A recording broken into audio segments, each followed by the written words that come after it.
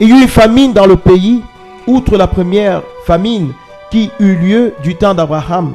Et Isaac alla vers Abimelech, roi des Philistins à Guérar.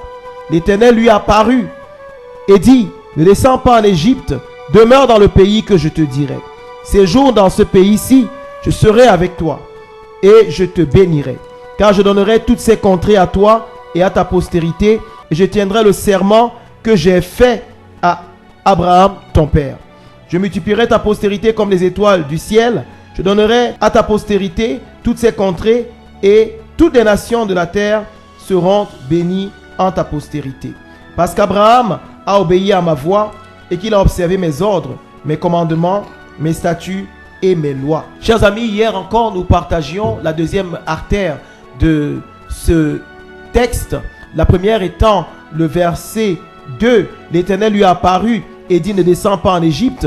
Nous étions alors dimanche et nous avons vu ensemble que la parution du Seigneur à Isaac a changé le cours de la vie d'Isaac. Il aurait pu commettre la bévue du siècle. Il aurait pu commettre l'erreur de toute sa vie. Un peu comme quelques années avant, son père Abraham, dans les mêmes conditions, dans le même contexte, avait commis l'erreur de rentrer en Égypte. Égypte, ici, souvent symbolise la rétrograde, souvent symbolise la servitude pour la part du gain. Abraham n'avait pas le Saint-Esprit à l'époque où on n'était pas en communion évidente, n'était pas en communion intime avec le Saint-Esprit à l'époque, parce que on peut dire que Dieu lui avait déjà parlé dans Genèse 12, mais il n'avait pas développé cette intimité que Isaac lui avait. Isaac était en communion avec le Saint-Esprit. Isaac marchait avec l'Éternel. Isaac, parce qu'il est fils d'Abraham, avait appris à écouter l'Éternel depuis ses balbutiements, depuis son enfance, parce qu'il est né dans l'alliance d'Abraham.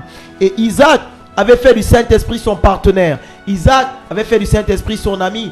Et chers amis auditeurs, chers amis auditrices, chers amis internautes, c'est parce que Isaac avait cette communion avec le Saint-Esprit qu'il a pu échapper d'une destruction certaine. On a établi dimanche que à cause du fait qu'Abraham rétrograda et rentra en Égypte, il est revenu avec Agar, qui fut la mère d'Ishmaël. Et le conflit israélo-arabe aujourd'hui est une conséquence de cette rétrograde. Et d'autres choses encore dont nous voulons spécialement pas parler dans le cadre de ce propos. La deuxième chose que nous avons établie hier, c'est qu'en réalité, Isaac marcha sur les pas d'Abraham. L'Éternel va dire à Abraham, va dire à Isaac, autant pour moi, parce qu'Abraham a obéi à ma voix et qu'il a observé mes ordres, mes commandements, mes statuts et mes lois. C'est pour cela que je viens à toi. C'est pour cela que je te délivre. C'est pour cela que je te sauve. C'est pour cela que j'interviens dans ta vie. Nous avons pu établir hier que nous devons être un, selon le modèle de la Trinité. Dieu le Père, Dieu le Fils, Dieu le Saint-Esprit sont un. Ils sont trois personnes distinctes, mais ces trois personnes sont d'accord. De la même manière, nous les humains devons être un. On a établi cette unité au niveau de la famille nucléaire. Le père, la mère et les enfants doivent être un.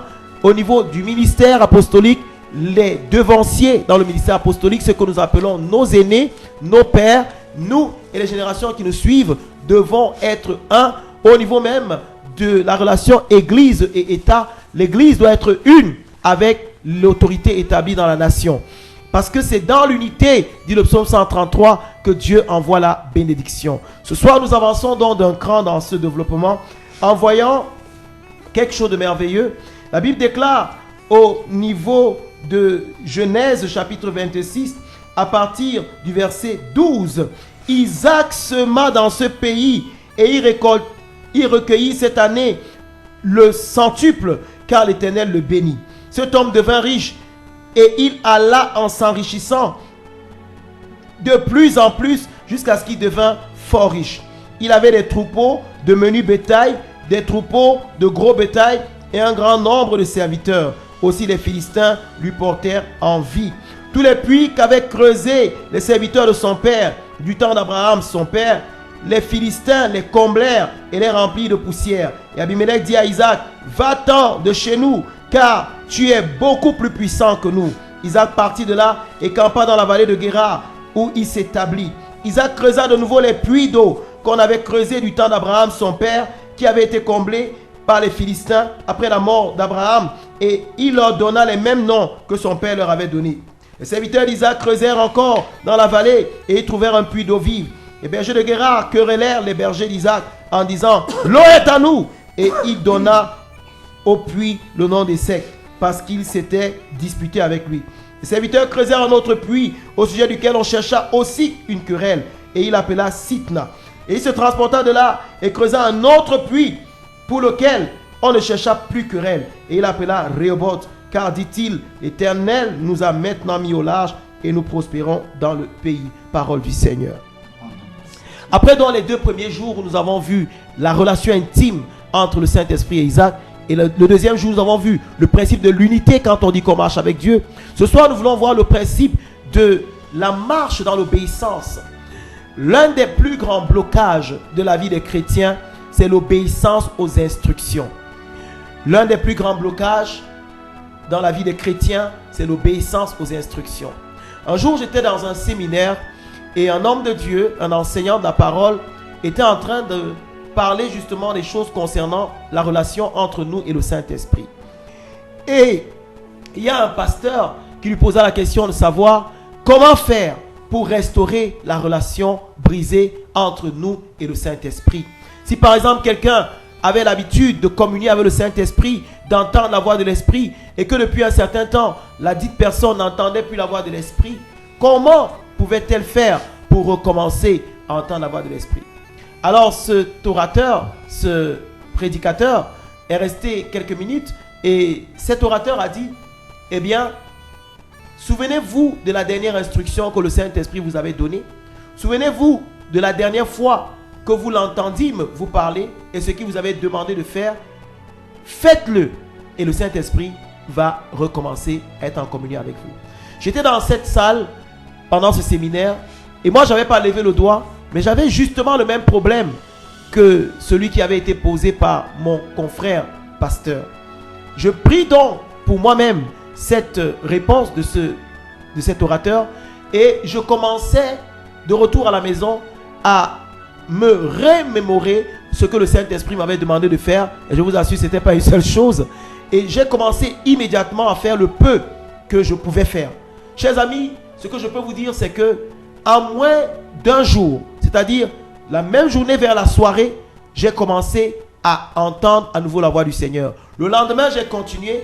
À la fin de cette première semaine, eh bien, j'étais dans une communion à nouveau fluide avec le Saint-Esprit. Si vous aussi ce soir, vous êtes en position où vous n'entendez plus la voix de Dieu, vous êtes dans une situation où vous ne voyez plus, vous ne ressentez plus la présence du Seigneur, eh bien, je vais vous dire, chers amis auditeurs, chers amis internautes, rentrez à la dernière injonction que le Saint-Esprit vous avait donnée. Commencez à nouveau à mettre en pratique ce que le Seigneur vous avait dit et que vous avez omis de faire. Et je vous assure, le Seigneur va vous parler. Dans 1 Samuel chapitre 15, 1 Samuel chapitre 15, à partir du verset 22. Je lis dans la version Louis II. 1 Samuel chapitre 15, à partir du verset 22. Samuel dit à Saül, l'Éternel trouve-t-il du plaisir dans les holocaustes et les sacrifices, comme dans l'obéissance à la voix de l'Éternel? Voici, l'obéissance vaut mieux que les sacrifices, et l'observation de la parole vaut mieux que la graisse des béliers. Car, verset 23, la désobéissance est aussi coupable que la sorcellerie, et la résistance ne l'est pas moins que l'idolâtrie et les théraphim. Puisque tu as rejeté la parole de l'Éternel, il te rejette aussi comme roi. Puisque tu as rejeté la parole de l'Éternel, il te rejette aussi dans ce qu'il t'a promis. C'est vrai que le Seigneur nous a fait des promesses. Par exemple, dans Jérémie chapitre 29, le verset 11, il est écrit, je connais les projets que j'ai formés sur vous, dit l'Éternel des armées célestes, des projets de paix et non de malheur, afin de vous donner un avenir et de l'espérance. Et certains chrétiens scandent souvent, mais voilà, le Seigneur m'a fait des promesses d'avenir, des promesses d'espérance, mais je ne vois rien dans ma vie. Homme de Dieu, parlez-moi. Prophète, dites-moi, pourquoi est-ce que la prophétie du mariage ne s'est pas accomplie jusqu'à aujourd'hui? Pourquoi est-ce que la prophétie de l'enfantement ne s'est pas accomplie jusqu'à aujourd'hui? Pourquoi est-ce qu'on avait dit que je vais voyager et jusqu'à présent je n'ai pas encore voyagé? Je vais vous répondre ce soir. Souvent, la plupart de ces prophéties ne se sont pas accomplies parce que derrière chaque prophétie, il y a une instruction. Ou alors mieux, chaque prophétie est attachée à une instruction. Notez-le et ne l'oubliez jamais. Chaque prophétie est attachée à une instruction. Et si vous désobéissez à l'instruction, eh bien vous n'entrerez pas en pleine possession de la promesse. Dans Matthieu chapitre 11 par exemple, un passage qui est cité tout le temps. Matthieu chapitre 11 à partir du verset 13. Alors, il est écrit, car tous les prophètes ont prophétisé jusqu'à Jean. Et le verset 12 dit, depuis le temps de Jean-Baptiste, le royaume des cieux est forcé et sont les violents qui s'en emparent. Pour entrer, pour accéder au royaume des cieux, il faut de la violence. Et cette violence, ce n'est pas en prenant les fusils, ce n'est pas en prenant les armes, mais c'est en prenant l'épée de l'esprit qui est la parole de Dieu. La violence, c'est dans l'obéissance de la voix de l'Éternel. Toujours dans le même Matthieu, chapitre 11, pour vous montrer que à chaque promesse est attachée une instruction. Verset 28, Matthieu 11, 28. Venez à moi, vous tous qui êtes fatigués et chargés, et je vous donnerai du repos. C'est là où la plupart des prédicateurs et les chrétiens s'arrêtent. Jésus dit, venez à moi, vous tous qui êtes fatigués et chargés, et je vous donnerai du repos. Et les gens viennent donc, soi-disant à Jésus, et n'ont pas de repos, n'ont pas de paix, n'ont pas d'emploi, n'ont pas de mariage, n'ont pas de guérison, n'ont pas de soulagement à leurs problèmes. Mais homme de Dieu, vous avez dit que quand je viendrai, j'aurai du repos. Mais ce n'est pas là que le texte s'arrête, mes amis. Le texte continue en disant, prenez mon joug sur vous et recevez mes instructions, car je suis doux et humble de cœur. Et vous trouverez du repos pour vos âmes. Pour avoir du repos, il faudrait recevoir les instructions et les mettre en pratique. Il faudrait porter le joug du Seigneur et puis, bien évidemment, porter le fardeau du Seigneur. Vous échangez vos fardeaux contre le fardeau du Seigneur qui est en fait faire la volonté de Dieu. Le travail de Dieu, c'est faire la volonté de Dieu. Isaac, donc, pour terminer ce soir, a obéi à la voix de l'Éternel. Premièrement, l'Éternel lui avait dit, ne pars pas en Égypte, reste dans ce pays, et il a obéi. C'est pour cela que la communion a continué. Deuxièmement, le Seigneur lui a dit, Abraham, ton père, obéit à ma voix, à mes commandements, à mes préceptes, à mes ordonnances, à mes statuts, à mes lois. Et Isaac s'est fondu dans l'alliance d'Abraham. Il a marché dans l'unité avec les pères, avec les dévanciers. Mais troisièmement, parce que Dieu avait dit à Isaac de demeurer et de travailler, Isaac sema dans la famine.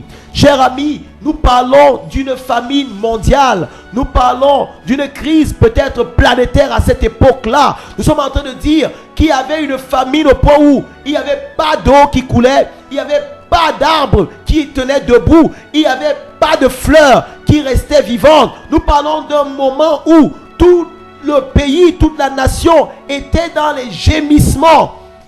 Et Isaac a pris sa seule subsistance, c'est de la folie. Le peu de grains qui lui restait, le peu de nourriture qui lui restait, au lieu de la manger, il la sema. Imaginez un agriculteur qui sème le maïs alors que ce n'est pas la saison de pluie. Mais il est en train de se jeter dans une mésaventure parce que ça ne va jamais produire. Mais si l'Éternel vous dit de semer, même dans la sécheresse, eh bien, il faut semer. L'obéissance vaut mieux que les sacrifices. L'observation de l'Éternel vaut mieux que les holocaustes. Car la désobéissance est aussi coupable que la sorcellerie. Et la résistance est aussi coupable que l'idolâtrie. Si vous résistez à l'Esprit de Dieu, vous tuez l'Esprit de Dieu. Vous éteignez l'Esprit de Dieu. Isaac obéit à l'Esprit de Dieu. Isaac nous montre ici la marche du chrétien qui voudrait avancer avec le Seigneur. Si ce soir vous voulez être guéri de vos maladies, si ce soir vous voulez avoir votre emploi désiré, si ce soir vous avez une promesse de mariage qui ne s'accomplit pas jusqu'alors, eh bien cherchez là où vous avez désobéi à Dieu. Cherchez l'instruction qui est attachée à cette promesse. Parce qu'à chaque promesse est attachée une instruction. Si l'homme de Dieu vous dit par exemple, venez à la soirée pénielle jeudi prochain, et que vous ne veniez pas, vous aurez donc désobéi. Vous allez attendre cette prophétie qui a été dite à la radio et pourrait ne jamais s'accomplir. Parce que la promesse était attachée à une instruction. Venez à la soirée pénielle de jeudi. Dieu a dit à Isaac, reste dans ce pays. Isaac est resté. Mais Isaac serait mort de famine s'il était seulement resté. Dieu aussi dit à Isaac, sème, malgré que tu voyais la famine, malgré que tu ne voyais pas la pluie. Et Isaac sema. Et la Bible dit, miracle, il récolta le centuple. Je vois quelqu'un récolter en cette saison de coronavirus. Je vois quelqu'un récolter en cette saison. On dit que toutes les portes sont fermées. Toutes les portes sont fermées. Je vois quelqu'un récolter en cette saison. On dit c'est dur. Il n'y a pas d'argent. Il n'y a pas de budget. Il n'y a pas de marché. Si vous obéissez à l'instruction. Isaac sema et il ne s'arrêta pas là. La Bible dit que l'Éternel lui a aussi dit de creuser les puits. Les puits qu'avaient refermés les Philistins. Et nous sommes en saison sèche. Il n'y a pas de puits qui est de l'eau. Mais quand Isaac obéit, les puits que Isaac lui creusa, il trouva de l'eau dedans. Pourquoi? Parce que dans Jean chapitre 7, verset 37, Jésus dit, venez à moi, celui qui a soif, qui vienne à moi, et qui boive, et n'aura plus soif, mais des fleuves d'eau vive couleront de son sein, comme dit l'Écriture. Et la Bible dit plus bas, il disait cela du Saint-Esprit, que devaient recevoir ceux qui avaient cru, car le Saint-Esprit n'était pas encore répandu. Mais maintenant, le Saint-Esprit est répandu. Donc les fleuves d'eau vive, en fait, c'est le Saint-Esprit. Je veux vous dire, Isaac n'a pas cherché l'eau et l'a trouvée dans les puits. En fait, l'eau était en Isaac. Parce que chaque personne qui a le Saint-Esprit, des fleuves d'eau vivent au cours de son sein. C'est pourquoi toute personne qui a le Saint-Esprit, tout ce que cette personne fait, cette chose lui réussit. Si le Saint-Esprit vous dit creuse ici, il y a de l'eau. Même si tous les sourciers c'est les personnes qui, n'est-ce pas, détectent l'eau. La présence de l'eau ou la présence de nappes phréatiques quelque part. Même si les sourciers vous disent qu'il n'y a pas l'eau, si le Saint-Esprit dit il y a l'eau, creusez par la foi et vous allez voir, il vous sera fait selon votre foi. Et c'est ce que Isaac a fait. Et pour prouver à ces gens-là qui ne dépendaient pas des lois de la géologie, qui ne dépendaient pas des lois de l'hydrographie, ils ne dépendaient pas des lois de la nature, ils ont fermé encore ces puits. Et Isaac est encore allé, il a creusé un nouveau puits. On lui chercha querelle pour ce puits. Il appela du nom d'Essek, qui veut dire querelle. On lui cherche, il creusa un nouveau puits. On s'opposa à lui et il appela Sidna, qui veut dire opposition. Et il creusa encore un troisième puits pour leur montrer qu'écoutez-moi, le puits, c'est pas dans le sol. Le puits est à moi. C'est l'eau vive qui coule de moi, qui me donne l'eau depuis le sol. Bien-aimé, votre succès ne se trouve pas quelque part. Vous portez ce succès en vous. C'est pourquoi je vois ce soir, pendant que vous obéissez au Saint-Esprit, vous allez creuser un troisième puits qu'on va appeler Rehoboth. Aucun sorcier ne va plus vous poursuivre. Ils ont bloqué votre premier mariage. Obéissez au Saint-Esprit. Commencez une nouvelle aventure. Ils vont bloquer cette deuxième. Obéissez au Saint-Esprit. Levez-vous à nouveau. Cette troisième, ils ne pourront pas la bloquer. Ils ont bloqué votre guérison précédente. Écoutez le Saint-Esprit. Levez-vous par la foi. Faites ce que le Saint-Esprit vous dit. La troisième fois, ils ne vont pas la bloquer. Vous avez donné la dîme une fois. Vous n'avez rien vu. Le diable s'est levé. Il a continué à fermer le ciel sur votre tête. Vous avez donné la dîme une deuxième fois. Le diable s'est levé. Donnez une troisième fois par le Saint-Esprit. Cette troisième dîme va ouvrir les écluses des cieux. Et Dieu va répandre sur vous la bénédiction en abondance. Il faut obéir au Saint-Esprit. Ce dont vous avez besoin est en vous. Ce n'est pas un sorcier qui est votre blocage. Même si les sorciers vous bloquent, en réalité, celui qui est en vous est plus fort que celui qui est dans le monde. Je vous exhorte dans ce soir à revenir à l'obéissance au Saint-Esprit, quelles que soient les situations, quels que soient les problèmes. Que Dieu nous bénisse tous. Que Dieu bénisse Péniel. Que Dieu bénisse la Cité des Leaders. Que Dieu bénisse Rad FM. Que Dieu bénisse le Cameroun. Que le Dieu très haut rende son peuple fécond, prospère, puissant et influent, plus qu'aucun autre peuple sur la terre. Au nom de Jésus-Christ. Amen.